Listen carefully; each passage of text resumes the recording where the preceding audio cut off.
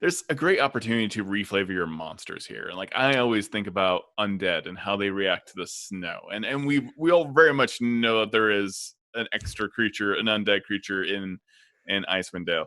Mm-hmm. That I'm very excited about, but like it does kind of, cause you to wonder, like, how does this affect zombie flesh? Does it make it Yeah, stronger? Is it more like leather? Like, you have these options of um, flavoring your creatures.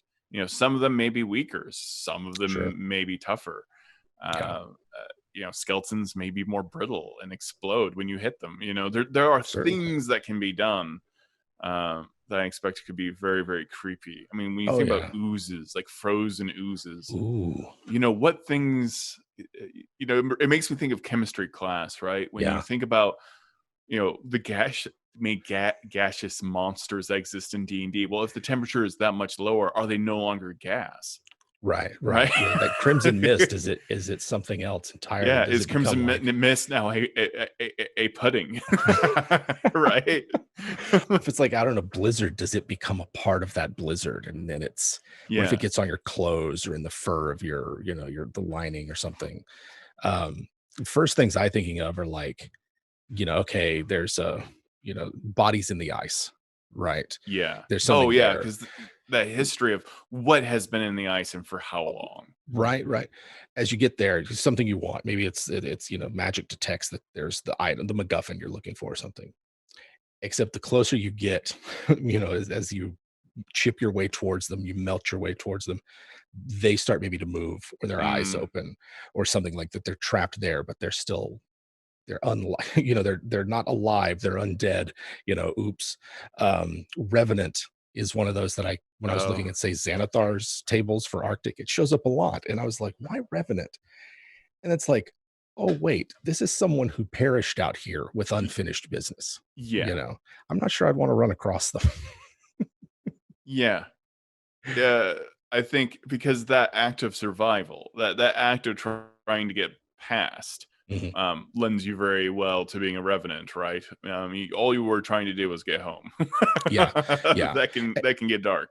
And they might very well not know that they died, Right, right? It might very well be that just their sheer will has kept them going right. and that they don't quite realize yet that they've perished. And so, maybe dealing with them or treating with them, it's a good opportunity for, like, say, a social encounter with the monster, but it also has that element of danger. It's like, what if they react differently because of their changed nature? Or what if, like, one of the things I love about intelligent undead is the idea that they're obsessed about something, Yeah, right? That they just can't let go of something. right. And so what if you trip that up and stand in their way accidentally or set them off or something like that? I mean, it's a good opportunity for something like Will-O-Wisp. Yeah. You thinking you see the lights of town, and it's actually Will-O-Wisps in the Yeah. distance, luring you to your death Yeah. instead of into a swamp. Into the frozen waste. I think Yeah. um, On it's thin ice above above a yeah. frigid lake. That's another good example. What if there's something in the lake and it just wants to get you over that ice, Yeah. luring you to that point. Lots of creepy. Someone in chat mentioned Oblex. Yeah, my writer James Hagen. There's an encounter, but we had the discussion of like what scares us. Oblex scare the crap out of me. Oh, yeah. Just the concept of it is reminds me a little bit of Phantoms, Dean Koontz, the absorption of people's intelligences, and of course all these films like The Thing come up. What's been out there. Yeah. Are they alien to this world, or long dead primordials, entire gods down there.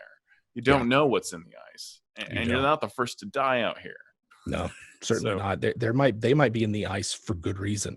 yeah. I'm thinking of Elder Evils from third edition, where there's one of them that is not Levistus. I forget what it's called. That's something else. It's like the being is trapped in ice, Yeah. and you don't want it to become free. You don't want it to, like, thaw out. And as it slowly would, madness and terror and all kinds of terrible things happen.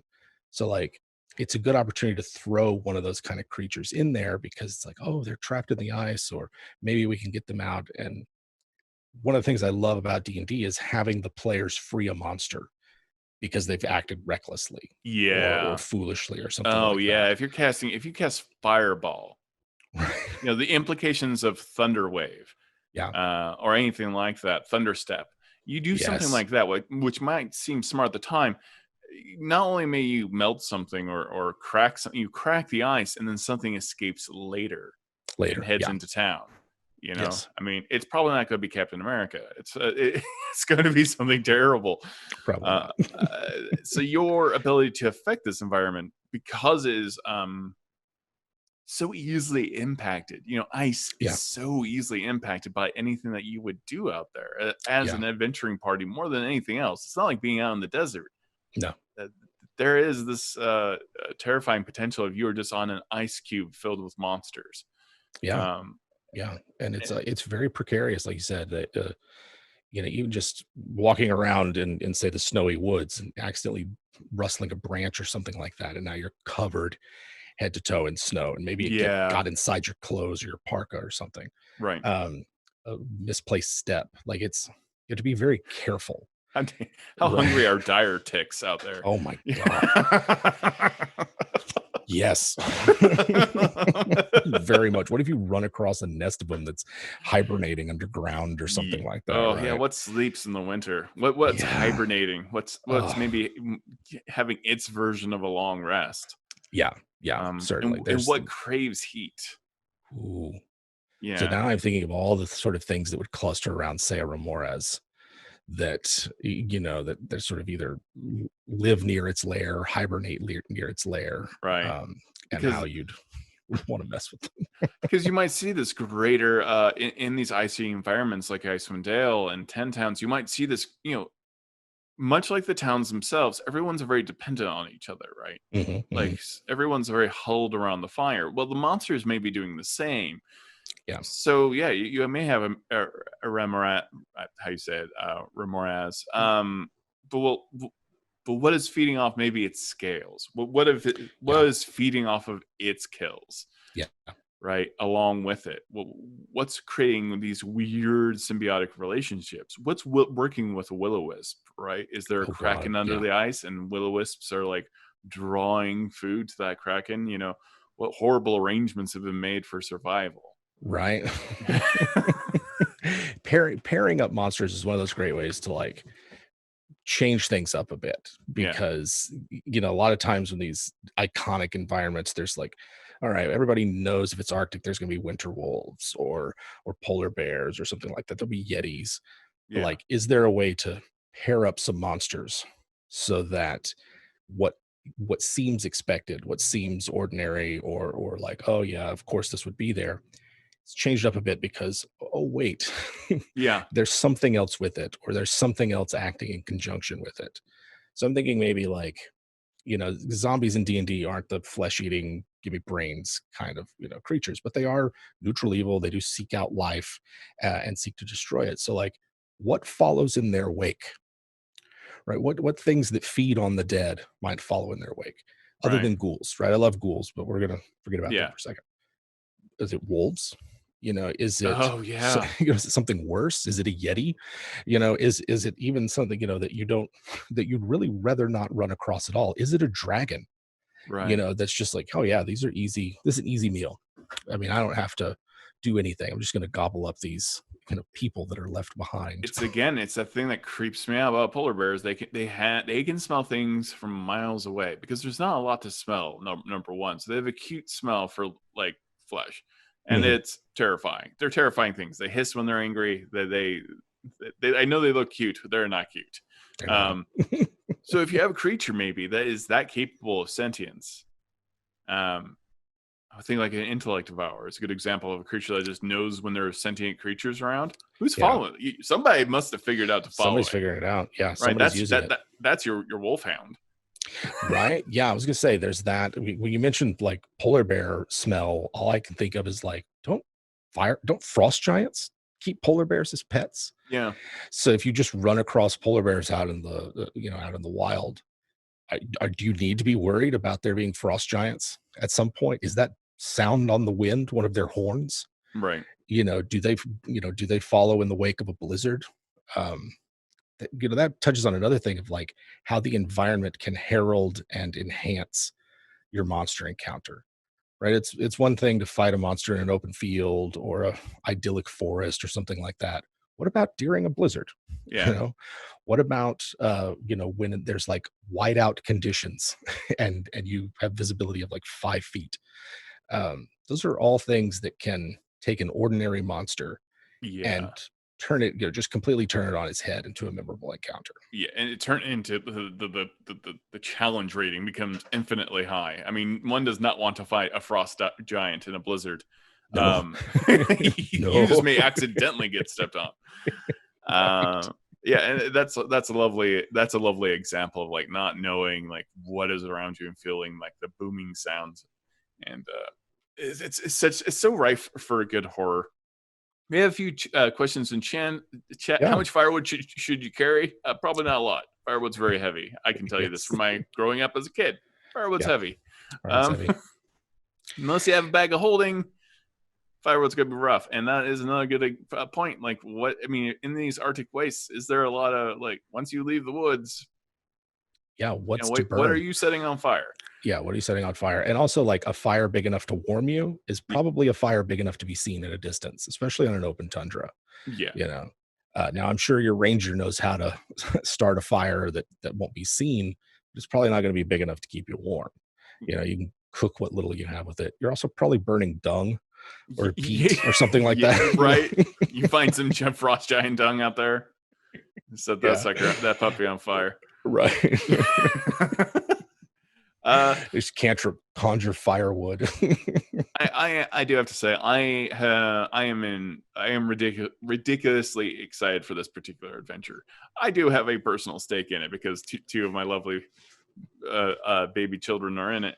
But that Megan and I may have had some input on. So I'm very excited for it in that way. But it is it's such a wonderful serial series of horrifying adventures, and I think it's the most interesting. Like, and because we talked about monsters and monsters, Mhm. and I have not read the book on purpose because I don't want to spoil anything. I have flipped through it. But another great thing that I've always loved is that Gollum-like relationship with Shelob, or that Mhm. person, a very old Star Trek the series episode where this old man's wife had died because this monster killed it. Mhm. And then formed a relationship with that monster because that monster could look like his wife. These opportunities of like, what have these Yeah. villagers, what have the people of 10 Towns done to survive? Right. Yeah. And more so than like other sort of the dichotomy between rural life and monsters, because they do sort of live in that close proximity, you might need to do it. Whereas in a more civilized, temperate place, that's indicative of something gone wrong. Right, Right. Oh, these villagers, sacrifice or send people off to the hag or whatever. right. But it's like that might not be a choice out here. That might just be what you need to do to survive. And to take the hag situation, if it's a burr hag, maybe that is what keeps this village from being frozen and had just blizzard after blizzard after blizzard sent after them, or winter wolves stalking their streets. Maybe the hag requires something like that. Any travelers sent their way, Mm-hmm. or drugged, under the guise of hospitality. I wouldn't do that too often because then your players might decide to just descend Yeah, into feats of to madness, and extraordinary also to violence. just burn the town down. But that is also that would be a very horrifying game. If you wanted to go there, then it could be, yeah, these otherwise heroic individuals, circumstances have forced them to become bloodthirsty because they didn't meet anyone reasonable. I mean, immediately I think of like, if I'm Koatoa and I somehow Yes. crash landed here, and we worship a god of warmth, and only if you worship this god, like the ritual, right? Like there's a Yeah. village out there that exists, but you must believe, and if you don't believe, you die. Yeah. And Yeah. so like the idea of these points of light, and not all of those lights are good. No, no, it really turns it on its head, right? Like, Yeah, normally the village, the island of civilization is a safe place. What if it's not? What if those villagers are offering things to those Kuatoas so that they will have fish to eat in the winter? Mm, What if what if an ice troll lives nearby, which I love the idea of, right? They can't, it's not acid, it's not fire, it's not going to die, yeah. but it's also not it's been affected by the ice. Well, um I mean, what I if it grab onto extracts the a heavy ice troll and price? I start. I'm sorry, but I'm putting that one in the ranch. I mean, it Right. regenerates, right? Right, yeah, Yeah, I shaves just off keep on pieces of eating. itself. I just keep on shaving a bit off the Hmm. ye old ice troll. I Absolutely, keep serving absolutely. that in my diner. It'll keep you going for at least days right before your stomach acid finally gets rid of it. Yeah, that's the thing is you stay full for a long time. Um, it's interesting. I kind of wonder what happens to simulacrum's just like, no, Yeah. we're gonna make it. Right? It's like, what are they gonna do? Melt there? You could easily say something like that, where it's like, all right, normally this thing's under your control, but here in it's already made of ice and snow. Yeah, You have to be careful. It might get thoughts of its own. It yeah. might decide that its sentience is worth something, and it doesn't want to risk Yeah. being, melted. Yeah, I That love that. rigidness kind of codifies its own intelligence in Yeah, some weird way. yeah. There's interesting possibilities.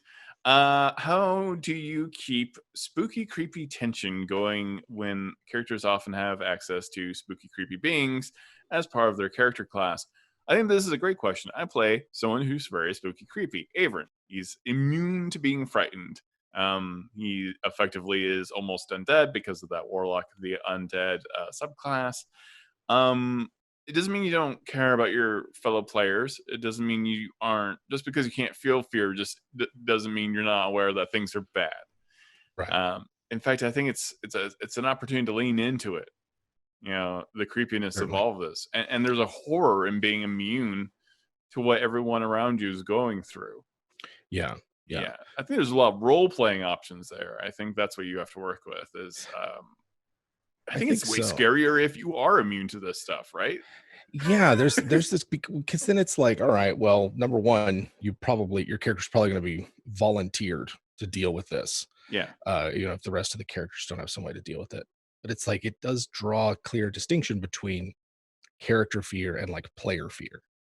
Where they're going to come from different things, right? Like scaring the players, making them afraid of this, but yeah. not so afraid they're not going to engage with it, is it's a very fine art. It might take time to get there. I don't even know that I'm there yet. Um, but if you can achieve that, then you're starting to like, is it the player that's afraid? Is it the character that's afraid? Because Right. yeah, my character might not be affected by the frightened condition, but I myself do not want this. I don't Yeah. want to take them into this situation. I don't want to risk them. This is Yeah, yeah. creepy. You know, um, I like those moments, and when they happen, they're very satisfying, because you, that's the real sort of that's the real thing that you're going for with horror gaming, is to get the player scared, not so scared they won't play, Yeah, but have them on the edge of their seat. which makes this very fun in the sense that I would love to start a new group of characters in this environment, and that start that fear of like, listen, you need torches, Mhm. you need matches, you need food supplies, you need rations. So what other Yeah. skills are you gonna need? Survival, very big suddenly. Mhm. Investigation becomes Mhm. hugely important. If you're looking at trying to figure out if something is maybe not what it appears to be, you're really looking at that investigation, that those perception checks Yeah. uh, Yeah. become so important because Nature becomes pretty important. Yeah. oh, so important, and like knowing what the tracks are that you're finding in the snow. Mhm. Druids and rangers suddenly become like the heroes of the group in a lot of these cases. Yeah. But a lot of just your regular skills become important, like stealth. Mhm. Not Mhm. drawing attention to yourself and the party. Who knows? You're going to find artifacts that you need clues to. Maybe you have Arcana. I think it's like a very good opportunity for very skill based characters. Yeah. Um, and I would love to like be run in this particular adventure because you're not going to know what's coming up, but like just the fun investigation portion of that. Uh, That's uh, what's also fun about these things is you run into these monsters, you run into these weird like artifacts or temples or whatever it is that's in the ice, and that's an opportunity to investigate. That's an opportunity to like try to figure out the secret of all this. Like, why are these monsters here that I've never run, into ever before in D&D? yeah. That terrifying journey of like learning but trying to survive at the same time. Yeah, You know, yeah, it is. It's like traversing when traversing the environment just to discover these things is the adventure itself. It's not just hand waved. It's like, yeah, you get there, but like, all right, guess what? We're gonna find a a way to track encumbrance that isn't gonna be a, no pun intended, a burden, right? Whether that's you do sort of like slot based, you can carry hmm up to your strength in items or something like that, or you calculate everything in stones instead of pounds, right? Just to kind of keep the numbers a little smaller. But it's like that's important because how much you can carry determines how far you can travel. And how far right. you can travel, it's already hampered by the snow and the difficult conditions that are there. Like you might not be able to make it to the next safe haven. And how much you carry is going to, is going to play into that. And so, like somebody mentioned firewood, if you're not worried about your encumbrance, then carry as much as your DM will plausibly let you get away with. But if you allow yourself to accept that sometimes these things that we get rid of because they're quote unquote not fun, that in this kind of game, in this sort of play, they might enhance the enjoyment of the game, even if like calculating up all your pounds of gear isn't in itself very fun. Like it's worth it for the kind of game you're going to get because that's part of the enjoyment of it is how far can I get? What all can I do? Like, am hmm I going to get to the adventure site and my character's going to have a level of exhaustion and no supplies left and maybe some, damage that they've taken from extreme cold or something? That's very different than I arrived dry and with a full belly and everything that I need to keep exploring, you know?